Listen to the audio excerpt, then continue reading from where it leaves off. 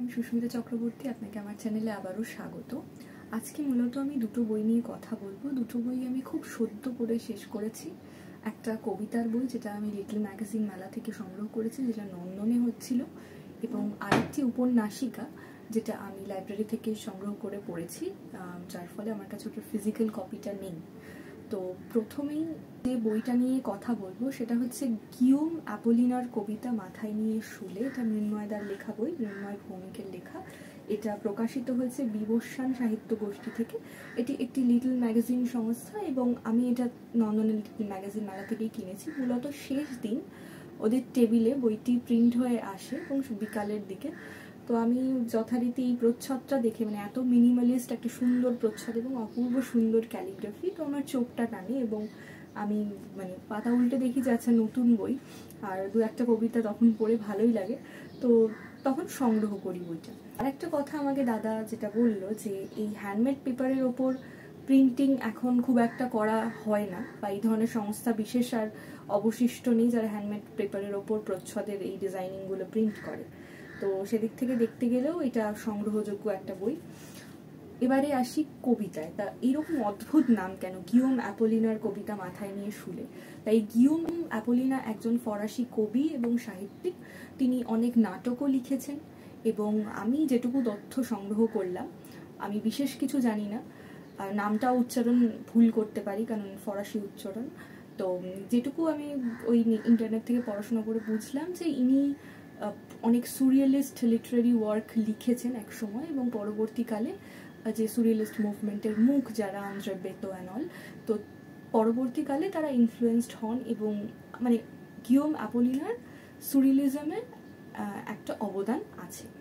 তা এইটুকু পড়ে বোঝা যায় যে তাহলে গিওম অ্যাপোলিনার কবিতা মাথায় নিয়ে শুলে মানে এই কবির, মৃন্ময়দার কবিতাতে তার হয়তো খানিকটা ছায়া থাকতে পারে, বা তার কবিতায় একটা সুরিয়ালিজমের ছায়া থাকতে পারে। তা এত কিছু তো আর স্টলে দাঁড়িয়ে বুঝিনি, বাড়িতে এসে বইটা পড়ার পর তখন প্রশ্ন জাগে এবং একটু পড়াশোনা করি। ছোট্ট বই, 16 পাতার, এবং এর মধ্যে কিছু কবিতা রয়েছে যার মধ্যে সুরিয়ালিজমের ছায়া রয়েছে, যেটা আমি বললাম। এবং গিওম অ্যাপোলিনার কবিতা মাথায় নিয়ে শুলে এ ধরনের কিছু লেখা কবির অনুভূতি থেকে, কবির সত্তা থেকে বেরিয়ে আসতে পারে, সেটাই বইয়ের পাতা উল্টালে আপনারা বুঝতে পারবেন পড়ে। যে জায়গাটা আমার একটু ভালো লেগেছে সেটা আমি একটু পড়ে শোনাবো। কবিতার বই নিয়ে যখন কথা বলি তখন বিশেষ তো কিছু একটা গল্প থাকে না যে এই হয়েছিল সেখান থেকে এই বিষয়, তো ওই রকম গল্প কিছু থাকে না বলার মতন। কিন্তু আমার মনে হয় যদি আমি এই ছোট্ট বইটা থেকে একটুখানি অংশ পড়ে শোনাই তাহলে হয়তো বুঝতে পারবেন আপনারা, এবং আপনাদেরও ভালো লাগতে পারে বা আপনারাও আগ্রহ বোধ করতে পারেন। শুরুতেই সুধীর মৈত্রর একটা স্কেচ রয়েছে এবং তার নিচে খুব সুন্দর কিছু লাইন। তবে বরফের দিকে নয়, পাথুরে পথের চড়াই উতরাই, এক চোখ হস্তি গুম্ফ লিপি, অন্য চোখে বগিয়ান, স্তনের মতো ফুটে আছে ম্যাগনোলিয়া, তার স্পর্শ নিতে নিতে মেঘ পুরুষ হয়ে ওঠে। ক্যানিস্টারে যে রাগ বাজছে তাতে অন্যের বিরুদ্ধে লড়িয়ে দিয়ে দূরে মজা দেখা। সবাই ফাঁদে পড়ে গেছে, তবুও আকর্ষণ সেই সুইসাইড স্পট। লাভার্স পয়েন্ট ছেড়ে ছুটে আসে এক পর্যটক, যে ভাবে তুমি প্রেম আর মৃত্যুর মতো কবিতা। খুবই সুন্দর।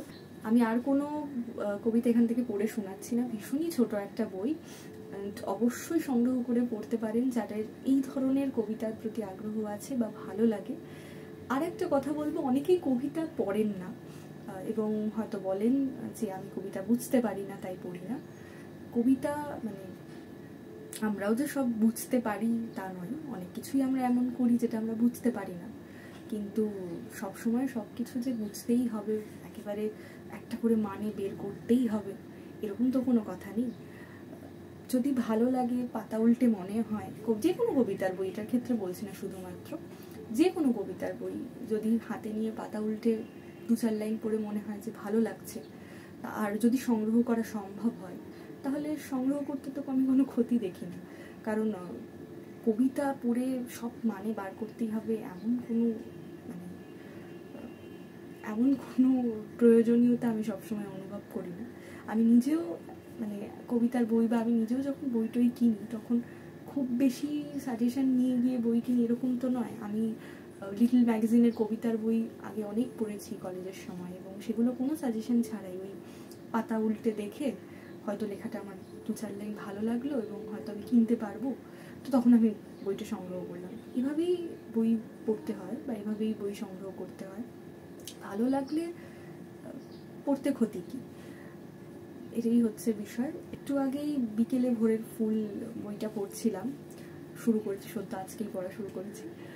একটা সুন্দর লাইন সেখানে পেলাম যে কবিতা বই বা কবিতা পড়তে কাউকে বললে, মানে কেউ কারোর কথায় তো আর কবিতা পড়ে না, নিজের ইচ্ছেই কবিতা পড়ে। তবে কোন মানে কতটুকু ভালো বা এই বইটা ভালো, ওই বইটা পড়া যেতে পারে, এইটুকু পথ আমরা দেখিয়ে দিতে পারি। এটা আমি জাস্ট একটু আগেই বিকেলে ভোরের ফুলটা পড়ার সময় পেলাম, এবং তখন এই ভিডিওটা বানাবো জাস্ট মাথাতে এলো আর কি, তাহলে এটা নিয়ে কথা বলা দরকার। তো যাই হোক, এই বইটা সংগ্রহ করতে পারেন। বিবর্ষণের বই, আচ্ছা দামটা বলা হয়নি, এটার দাম হচ্ছে মাত্র 50 টাকা। আর এখানে যিনি ক্যালিগ্রাফি করেছেন তার নামটা আমার বলা উচিত, আমি তার এত প্রশংসা করলাম। ক্যালিগ্রাফি করেছেন ত্রিয়াশা লাহিড়ী এবং প্রচ্ছদ করেছেন দেবার্ঘ্য সেন, স্কেচ সুধীর মৈত্রর রয়েছে। আর এখানে আর একটা খুব ইন্টারেস্টিং জিনিস যেটা আমি বলতে ভুলে গেছি, পাতায় যে নাম্বারিংগুলো রয়েছে এইখানে খুব সুন্দর একটা সাইকেলের ছবি রয়েছে। তো এটা আমার কাছে বেশ মনে হয়েছে যে যিনি করেছেন খুব খুব সুন্দর একটা আইডিয়া, এটা বেশ মানে ভালো লেগেছে এবং অভিনব। তো সব মিলিয়ে এই কবিতার বইটা আমার খুব পিক আছে, কারণ আমি সিউরিয়ালিস্ট কবিতা খুব পছন্দ করি, যার ফলে আমার মৃন্ময়দার লেখা ভালোই লাগে, এবং আমি আপনাদেরকে সাজেস্ট করি যে যাদের আগ্রহ আছে পড়তে এবং যাদের ওই 2 পাতা উল্টে ভালো লাগবে তারাও অবশ্যই পড়ে দেখতে পারে। তো এই গেল হচ্ছে প্রথম বই। দ্বিতীয় বইটা হচ্ছে অমৃত বিষের পাত্রে, এটা কালকুটের লেখা। আপনারা জানেন যে সমরেশ বসুর ছদ্মনামে কালকুট। অমৃত কুম্ভের সন্ধানে আমার ভীষণই কাছের বই, মানে প্রথম 3-4টা কাছের বই যদি আমাকে কেউ জিজ্ঞাসা করেন তাহলে অমৃত কুম্ভের সন্ধানে তার মধ্যে আছে, আমার ভীষণই প্রিয় কাছের বই। তো সেখান থেকেই দাঁড়িয়ে অমৃত বিষের পাত্রটা পড়তে শুরু করি। এই উপন্যাসটায় দেখা যায় একটা অন্যরকম ঘটনা, যে অমৃত কুম্ভের সন্ধানেতে যেমন দেখা যায় যে লেখক মানুষ দেখতেই যাচ্ছেন, এখানে দেখা যায় যে কালকুট তার যে দৈনন্দিন জীবন, সেখানে তার এত খ্যাতি, এত পাঠক পাঠিকা সবসময় চিঠি পাঠাচ্ছেন, মানে একটা ব্যস্ততা সবসময়, তার থেকে বেরিয়ে খানিকটা স্বেচ্ছা নির্বাসনে তিনি দিল্লিতে যাচ্ছেন এবং খুব অভিজাত কোনো রকম হোটেলে না থেকে একটি ধর্মশালায় থাকছেন। সেখানে তার কিছু অভিজ্ঞতা সেগুলো নিয়ে লেখক লিখছেন, এবং শুরুর দিকটা আমার বেশ ভালোই লাগছিল, এবং কিন্তু মাঝখানের দিকে আমার গল্পটার মানে মনে হয়েছে যে আমার খুব একটা ভালো লাগছে না। গল্প যত এগোয় দেখা যায় যে লেখকের এই স্বেচ্ছা নির্বাসন খুব একটা সফল হয় না, তাকে কেউ না কেউ দেখে ফেলেন, একজন সাংবাদিক, কিন্তু তিনি জনসমক্ষে বলেন না বা সংবাদপত্রে ইত্যাদিতে জানানো হয় না যে তিনি এখানে রয়েছেন কাউকে কিছু না জানিয়ে। কিন্তু দেখা যায় যে সেই সাংবাদিক এই মানে তারই পরিচিত কিছু লেখকের ভক্ত, যারা লেখককে পূজনীয় হিসেবে দেখেন, সেরকম কিছু নারী ভক্ত লেখকের সঙ্গে দেখা করতে আসে, এবং বিভিন্ন ক্ষেত্রে লেখকের সঙ্গে তাদের বারবার দেখা হতে থাকে। এবং এই দুজন নারী চরিত্র, একজন হিনা এবং একজন রঞ্জিতা রিজভি বলে একটি চরিত্র, এই দুটি নারী চরিত্র উপন্যাসটাকে মানে উপন্যাসের মধ্যভাগ থেকে প্রায় শেষ ভাগ অবধি অনেকটাই থাকেন। প্রথম দিকে যখন উনি দিল্লি যাচ্ছেন সেই ট্রেন যাত্রাতেও আমরা একটি দম্পতিকে দেখতে পাই, নিঃসন্তান একটি দম্পতি।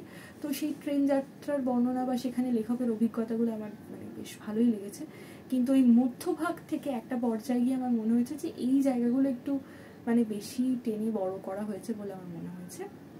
বারবার মদ্যপান বা সেই অমৃত বিষের পাত্র এই কথাগুলি এসেছেন, এবং লেখকের নামকরণের পেছনে যে জাস্টিফিকেশন সেটা লেখক অনেক ক্ষেত্রেই দিয়েছেন, এবং কিছু কিছু ক্ষেত্রে আমার মনে হয়েছে যে এটা অনেক বেশি একটু মানে জোর করেই লেখা হচ্ছে যেন, মানে কিছু জায়গায় আমার মনে হয়েছে। এই রকমভাবেই গল্প এগোয়, এবং শেষ অবধি কি হয় সেটা জানার জন্য উপন্যাসটা পড়তে হবে। খুব ছোট্ট একটা বই, 113-14 পাতার কাছাকাছি।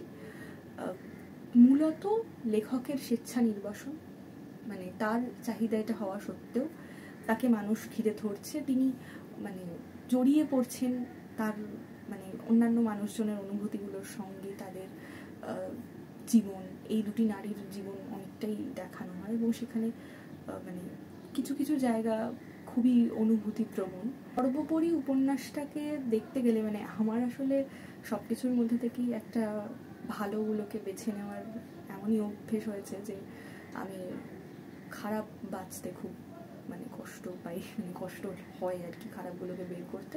তো ওভারঅল তবুও এই উপন্যাসের যে গল্প মানে কাহিনী হিসেবে খুবই দুর্বল, মানে আমার খুব একটা মানে অতটা মনে ধরেনি, কাহিনী হিসেবে দুর্বল। কিন্তু লেখকের যে সাহিত্যগুণ সমৃদ্ধ লেখনী সেটা কিন্তু একেবারে এখানে যথারীতি রয়েছে। এই বইটাতেও অনেক পেজ আমার খুব ভালো লেগেছে, অনেক জায়গার লাইন আমার ভীষণ সুন্দর লেগেছে এবং খুব কাছের মনে হয়েছে আমার কথাগুলোই উনি বলছেন। তা এই সাহিত্যগুণটুকুর জন্য আপনি পড়ে দেখতে পারেন। ভালো লাগা মন্দ লাগাটা অবশ্যই মানুষ মানে ম্যান টু ম্যান ভ্যারি করে এবং একেবারেই আপেক্ষিক একটা বিষয়। আমার যেটা মধ্যমানের মনে হয়েছে আপনার সেটা ভালো লাগতেই পারে এবং মনে হতেই পারে যে গল্পের প্রেক্ষাপট যথেষ্ট জোরালো, কিন্তু আমার ওভারঅল মানে আমি যদি বলতে চাই যে এটা মানে অবশ্যই ও অমৃতকুম্ভের সন্ধানে অনেক অনেক এগিয়ে থাকবে এই বইটার থেকে। আর আরেকটা সাজেশন যে অমৃতকুম্ভের সন্ধানে অবশ্যই সবসময় আগে পড়তে, তারপরে এই বইটাতে যেতে। মানে যাদের কাছে রয়েছে অবশ্যই পড়ে ফেলুন, যেহেতু কিনেছেন পড়ে ফেলুন, কিন্তু যাদের কাছে নেই তারা পড়বেন কিনা এ বিষয়ে মানে আমার বলবো যে আপনি 2-3 পাতা যেখান থেকে কিনবেন দেখে কিনুন।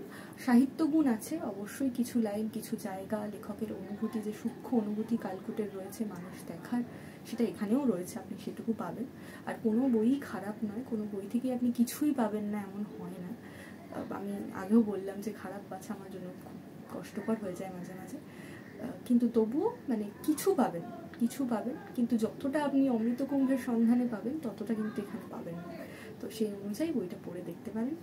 আজকের এই দুটো বই নিয়ে আলোচনা ছিল। দেখা হবে পরের কোনো একটা ভিডিওতে, ততদিন পর্যন্ত ভালো থাকবেন, বই পড়বেন।